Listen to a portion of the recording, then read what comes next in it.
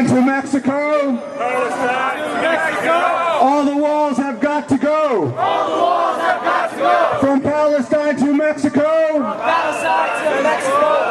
All the walls have got to go. All the walls. Can't hear you. From Palestine to Mexico. From Palestine to Mexico. All the walls have got to go. All the walls have got to go. From Palestine to Mexico. From Palestine to Mexico. All the walls have got to go. All the walls have got to go. Brothers and sisters, today, from Jim Crow to Jerusalem, from Ferguson to Haifa, from New York City to Nazareth, from Standing Rock to Nablus, from the Mexican border to Gaza, social justice movements recognize that we all face the same enemy, and that truly none of us is free until Palestine is free.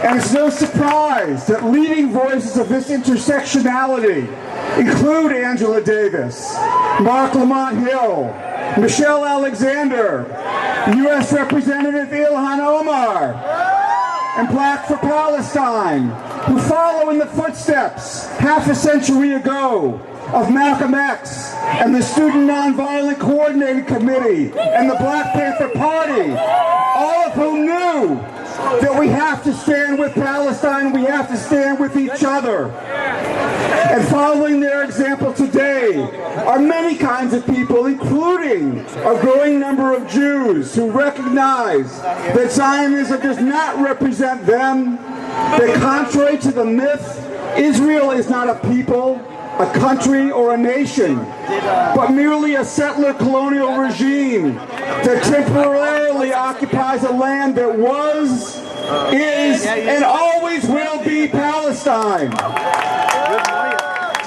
And that Palestine has been the target and remains the target of an ongoing Nakba carried out for the past 71 years by a regime that veteran South African freedom fighters have called worse than apartheid. That all of so-called Israel is occupied Palestine. And nowhere is this clearer than in the Gaza ghetto, where for the past year, Palestinians have demanded an end to the siege and their right to return to their homes throughout historic Palestine.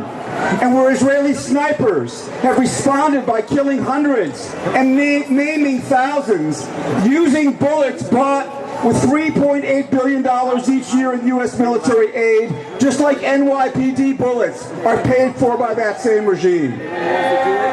And so armed, Israel is a watchdog not only over the Palestinian people, to oppress the Palestinian people, but a watchdog for imperialism throughout the region and around the world. And that's what we say, and join me in saying this.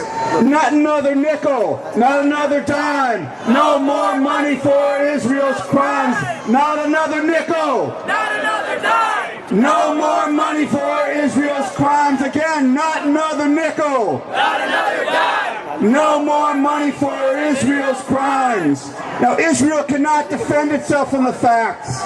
So instead, they react to this growing solidarity and intersectionality, as it always has, with bogus charges of anti-Semitism and absurd accusations that those who oppose the oppression of Palestinians are somehow responsible for attacks on Jewish synagogues in Pittsburgh or San Diego.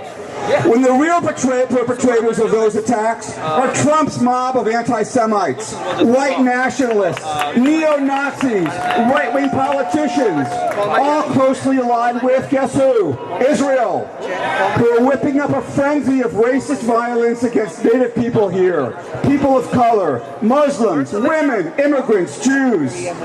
And this alliance, this racist alliance in turn, reflects Zionist complicity with right-wing dictatorships around the world, just as they did with apartheid South Africa, which they armed with nuclear weapons, and as their earlier alliances with the notoriously anti-Semitic Tsarist regime in Russia and with the Nazis themselves.